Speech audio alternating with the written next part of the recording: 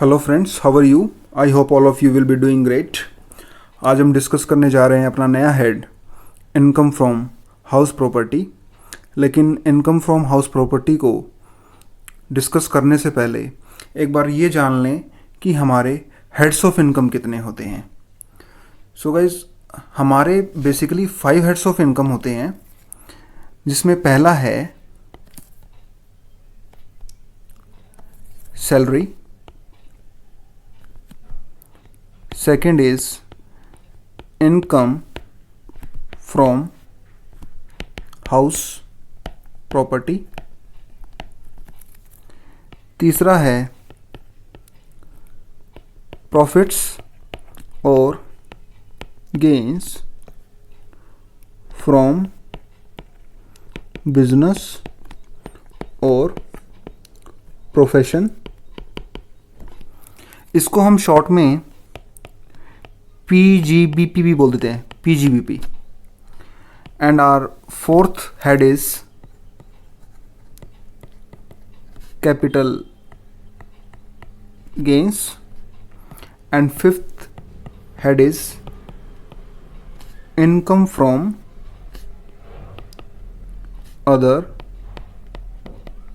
Sources. Capital gains को हम short में CG भी बोल देते हैं। और ये जो हमारा लास्ट हेड है, इनकम फ्रॉम अदर सोर्सेस, इसको हम शॉर्ट में IFOSB बोल देते हैं। तो फ्रेंड्स, सैलरी के जो प्रोविजंस हैं, सैलरी से रिलेटेड जो प्रोविजंस हैं, वो हमें दिए गए हैं section 15 to 17। Income from house property से रिलेटेड जो भी प्रोविजंस हैं वो हमें दिए गए हैं section 22 to section 27।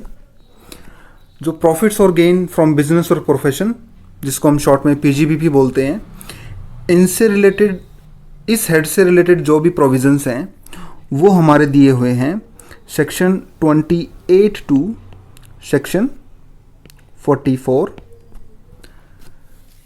Capital gains से रिलेटेड प्रोविजंस जो हमारे वो दिए हुए हैं हमारे सेक्शन 45 टू सेक्शन 55। और जो लास्ट हेड है हमारा, इनकम फ्रॉम अदर सोर्सेज, इस हेड से रिलेटेड जो प्रोविजंस हैं हमारे वो हमें दिए हुए हैं सेक्शन 56 टू सेक्शन 59। तो फ्रेंड्स, हमने यहाँ पे जाना कि हमारे बेसिकली 5 हेड्स होते हैं। First one is salary, second one is income from house property, third one is profit और गेन्स फ्रॉम बिजनेस और profession means PGBP, fourth one is capital gains and fifth one is income from other sources. Friends देखिए, salary के जो sections हैं वो section 15 to 17 हैं, income from house property के sections 22 to 27, PGBP से related जो सेक्शंस हैं 28 to 44, कैपिटल गेन से रिलेटेड जो सेक्शंस हैं वो है हमारे 45 to 55, और income from other sources IFOS से रिलेटेड जो प्रोविजंस हैं हमारे वो हैं 56 to 59। ठीक है, अब आप देखिए दोस्तों, हर हेड में जो प्रोविजंस की रेंजेस हैं उसका सबसे पहला सेक्शन पिक कर रहे हैं हम। फर्स्ट वन सेक्शन हम पिक करने जा रहे हैं सैलरी का सेक्शन 15, हाउस प्रॉपर्टी का सेक्शन 22, PGBP का सेक्शन 28 और कैपिटल गेन्स का सेक्शन 45 और IFOS का फर्स्ट सेक्शन 56। ये दोस्तों, ये जो हमने मार्क किए हैं friends, section 15, section 52, section 22, section 28, section 45 और section 46, these are the charging sections, these are the what? Charging section। ये हमारे चार्जिंग सेक्शन कहे जाते हैं। अब दोस्तों सवाल उठा कि ये चार्जिंग सेक्शन क्यों कहलाए जाते हैं।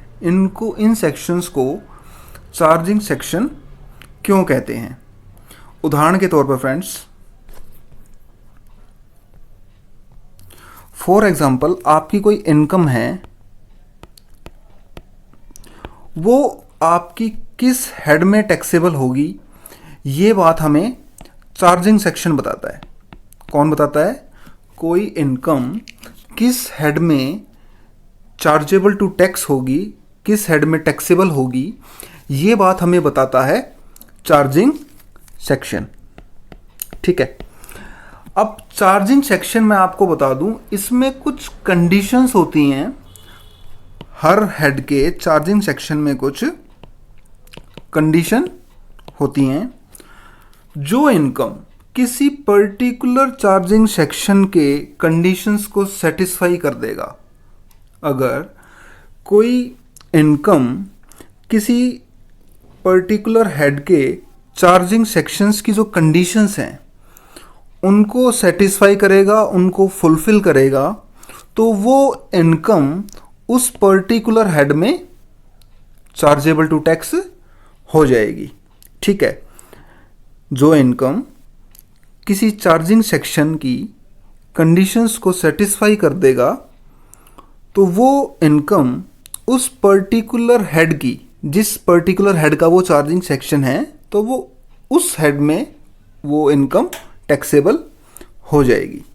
ठीक है। सो फ्रेंड्स, हम स्टार्ट करते हैं अपना आज का नया head, income from house property.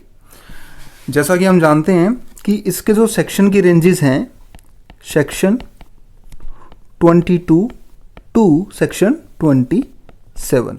तो हम फर्स्ट सेक्शन अपना डिस्कस करने जा रहे हैं आज, सेक्शन 22। इसको फ्रेंड्स चार्जिंग सेक्शन भी कहते हैं, जैसा कि हम ऑलरेडी डिस्कस कर चुके हैं। It is a charging section.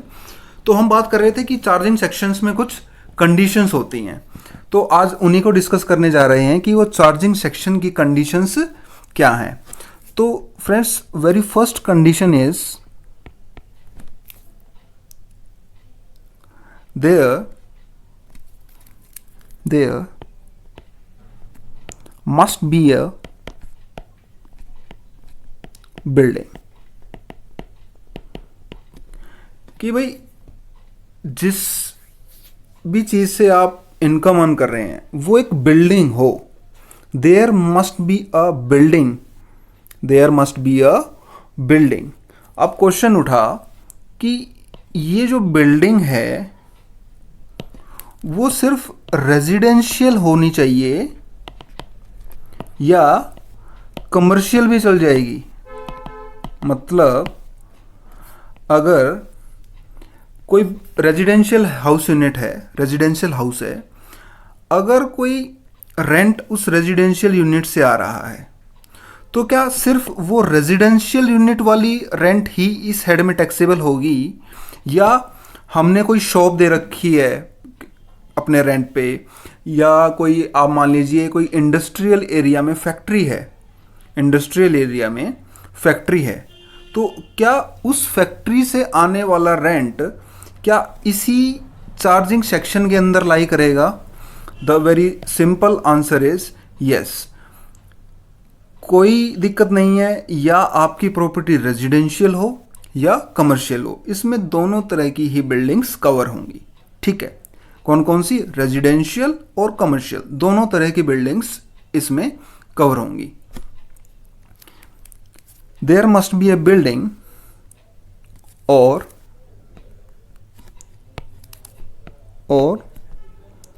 land appurtenant thereto, land appurtenant thereto। अब भाई इस बात का क्या मतलब है? देयर मस्ट बी बिल्डिंग, यहां तक तो हमें बात समझ में आ गई, लेकिन इस बात का क्या मतलब है कि द लैंड appurtenant thereto, इसको समझते हैं फ्रेंड्स। फॉर एग्जाम्पल,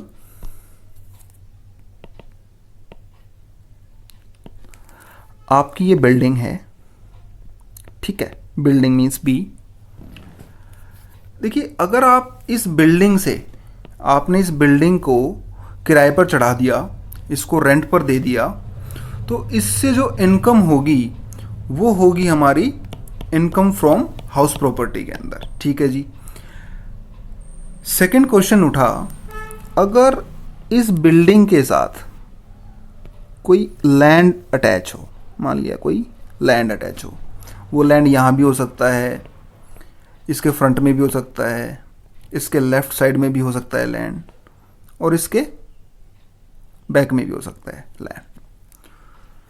तो देखिए फ्रेंड्स, अगर आप सिर्फ और सिर्फ बिल्डिंग को रेंट पर चढ़ाएंगे तो वो भी इस सेक्शन में लाई करेगा। और जो बात हो रही है लैंड अपॉर्चुनेट देयर टू, जो बात हो रही है लैंड अपॉर्चुनेट देयर टू, मतलब इस बिल्डिंग के साथ ही जुड़ा हुआ या लगा हुआ या सटा हुआ कोई लैंड हो, या तो खाली बिल्डिंग हो या उस बिल्डिंग के साथ कोई लैंड हो, तब भी वो इस कंडीशन को फुलफिल कर लेगा। डेट मीन्स ये बिल्डिंग और या बिल्डिंग के साथ कोई लैंड, अगर ये लैंड भी किराए पे दे दे बिल्डिंग के साथ, see guys there is a difference.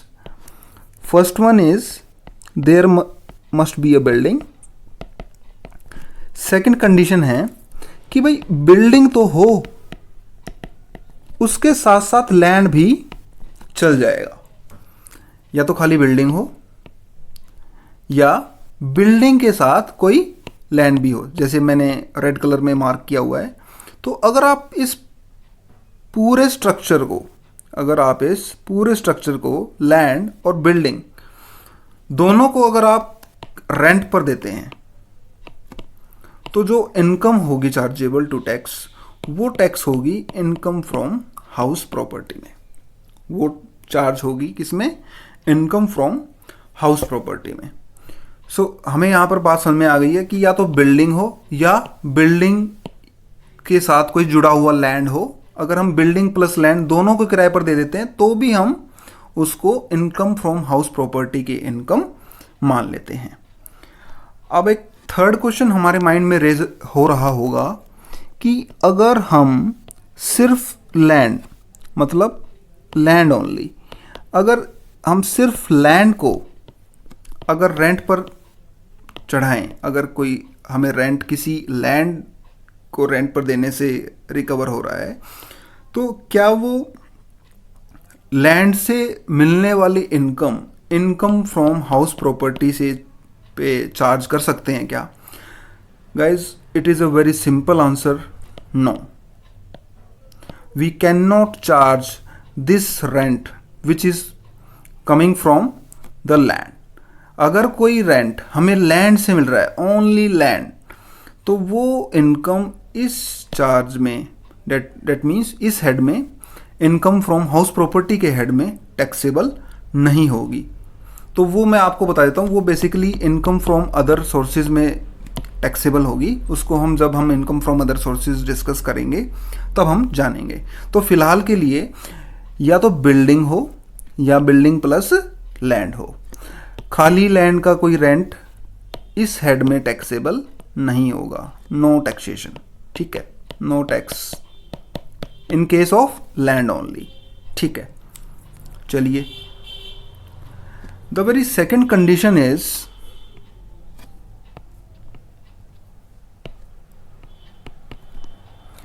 the SSC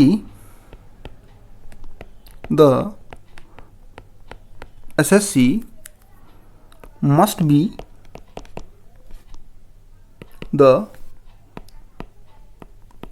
owner of building।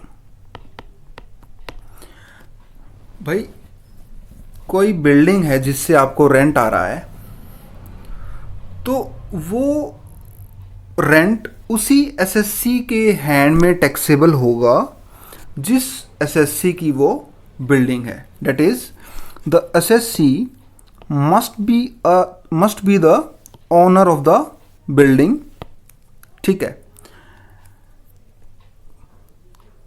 SSC उस हाउस बिल्डिंग का बिल्डिंग का या कोई लैंड अपॉर्टेनेंट है उससे जुड़ा हुआ, अगर कोई लैंड है या बिल्डिंग है उसका एसएससी मालिक होना चाहिए, he must be the owner. ठीक है। इसमें एक बात और नोट करा देता हूं मैं आपको कि जो ओनर है, ओनर इंक्लूड्स डीम्ड ओनर। क्या?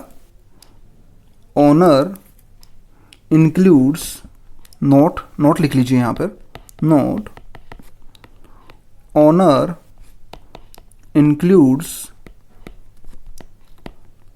Deemed owner. ठीक है, इसकी भी हम चर्चा करेंगे अभी।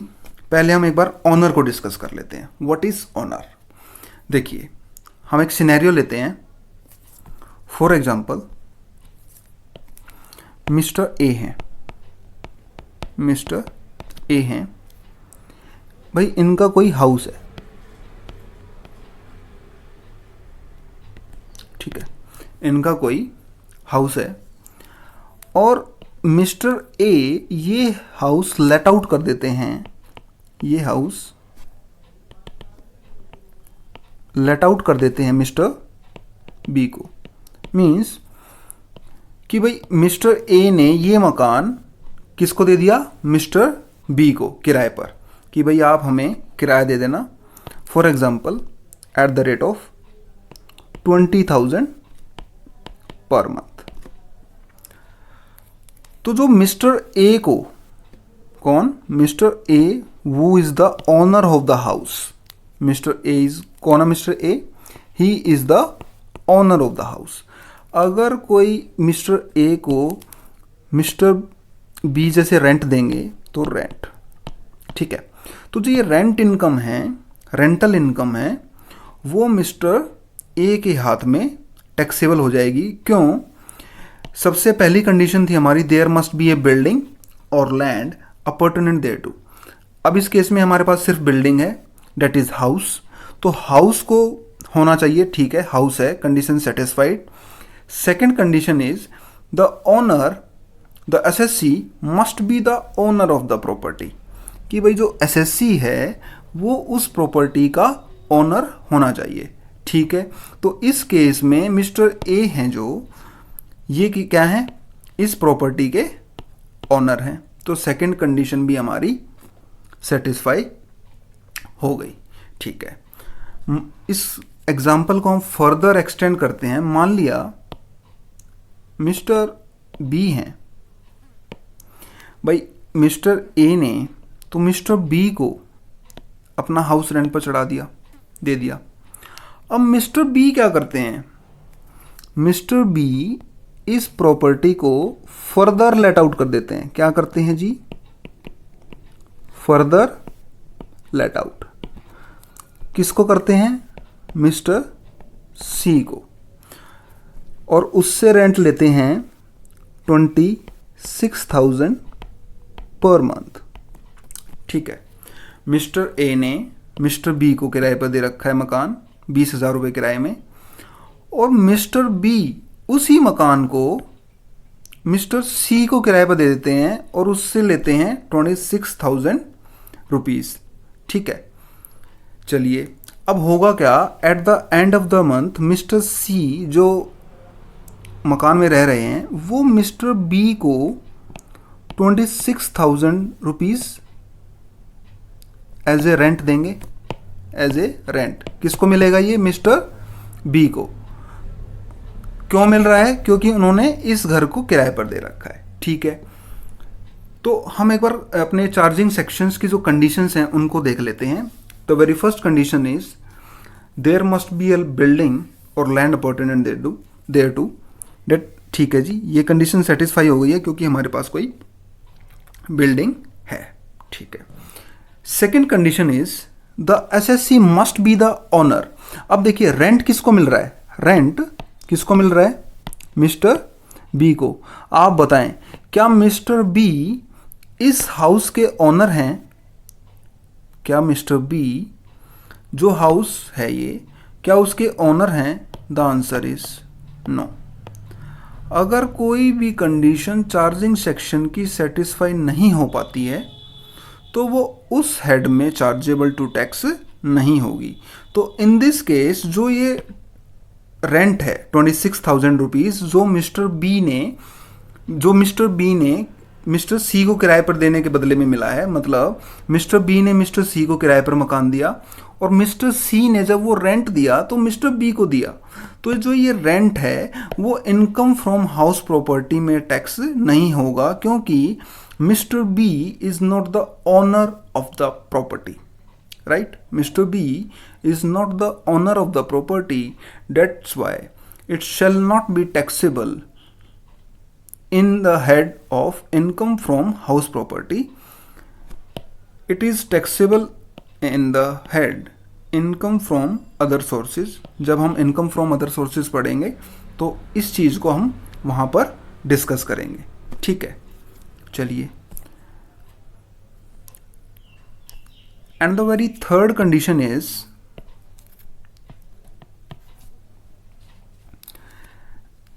the SSC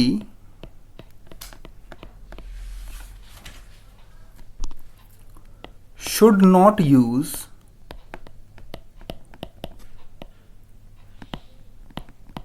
such building in his business और प्रोफेशन। कि भाई जो बिल्डिंग है जिससे रेंट आ रहा है या कोई प्रॉपर्टी है जिससे रेंट आ रहा है, वो बिल्डिंग एसएससी अपने बिजनेस में या प्रोफेशन में यूज ना कर रहा हो।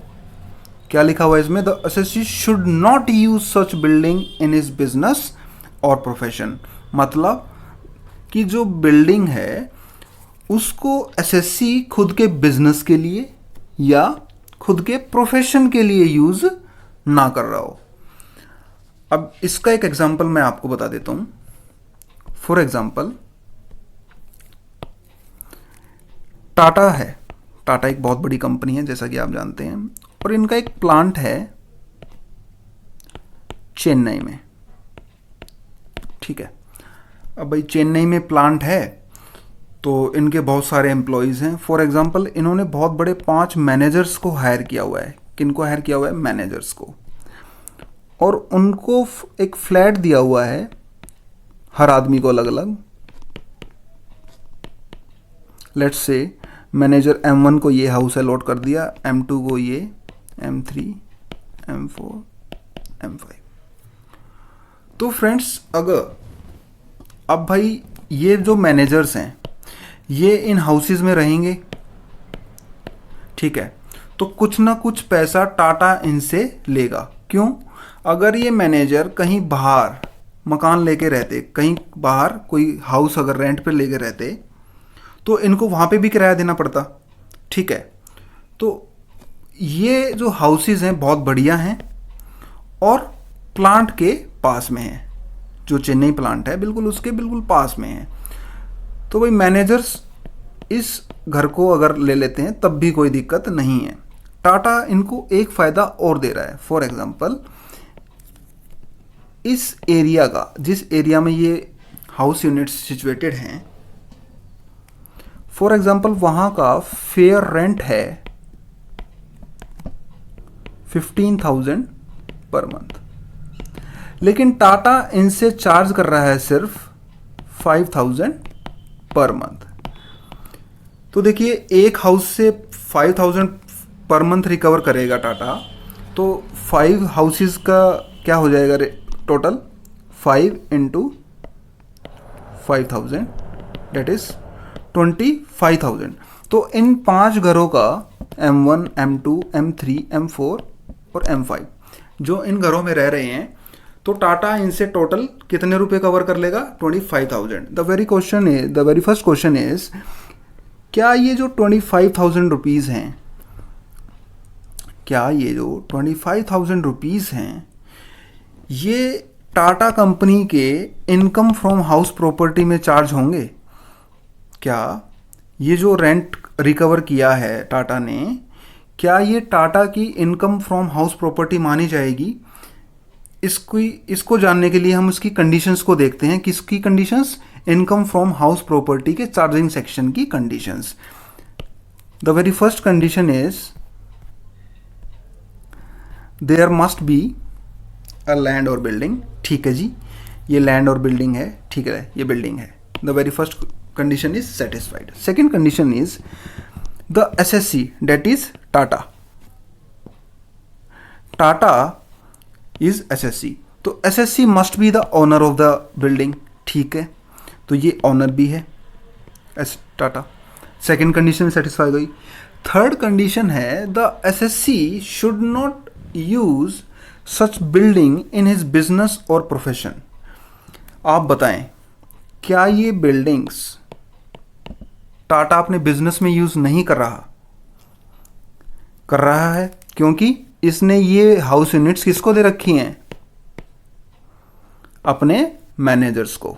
ठीक है, तो थर्ड कंडीशन सेटिस्फाई नहीं हुई, क्योंकि एसएससी तो इन हाउस यूनिट्स को, इन बिल्डिंग्स को अपने बिजनेस में यूज कर रहा है, क्योंकि वो अपने जो मैनेजर्स हैं इनको फैसिलिटेट कर रहा है। तो ये जो एसेट्स हैं M1, M2, M3, M4, M5, ये हमारी टाटा के बिजनेस में यूज हो रही हैं, लेकिन हमारी कंडीशंस कह रही हैं सेक्शन 22 की कि प्रॉपर्टी या building must not be used in his business और प्रोफेशन। लेकिन यहाँ तो बिल्डिंग टाटा ने अपने बिजनेस में यूज कर रखी है। तो ये वाली जो इनकम है 25,000 की, वो यहाँ पर इनकम फ्रॉम हाउस प्रॉपर्टी में चार्ज नहीं होगी। ठीक है, ये चार्ज होगी आपकी पीजीबीपी में। इसको हम डिस्कस करेंगे पीजीबीपी में। There must be a land और बिल्डिंग। ठीक है जी, ये लैंड और बिल्डिंग है, ठीक है, ये बिल्डिंग है। The very first condition is satisfied. Second condition is the assessee, that is Tata. Tata is assessee, तो assessee must be the owner of the building. ठीक है, तो ये ओनर भी है as Tata. Second condition satisfy गई। थर्ड कंडीशन है the assessee should not use such building in his business और प्रोफेशन। आप बताएं, क्या ये बिल्डिंग्स टाटा अपने बिजनेस में यूज नहीं कर रहा है, क्योंकि इसने ये हाउस यूनिट्स किसको दे रखी हैं? अपने मैनेजर्स को। ठीक है, तो थर्ड कंडीशन सेटिस्फाई नहीं हुई, क्योंकि एसएससी तो इन हाउस यूनिट्स को, इन बिल्डिंग्स को अपने बिजनेस में यूज कर रहा है, क्योंकि वो अपने जो मैनेजर्स हैं इनको फैसिलिटेट कर रहा है। तो ये जो एसेट्स हैं M1, M2, M3, M4, M5, ये हमारी टाटा के बिजनेस में यूज हो रही हैं, लेकिन हमारी कंडीशंस कह रही हैं सेक्शन 22 की कि प्रॉपर्टी या building must not be used in his business और प्रोफेशन। लेकिन यहाँ तो बिल्डिंग टाटा ने अपने बिजनेस में यूज कर रखी है।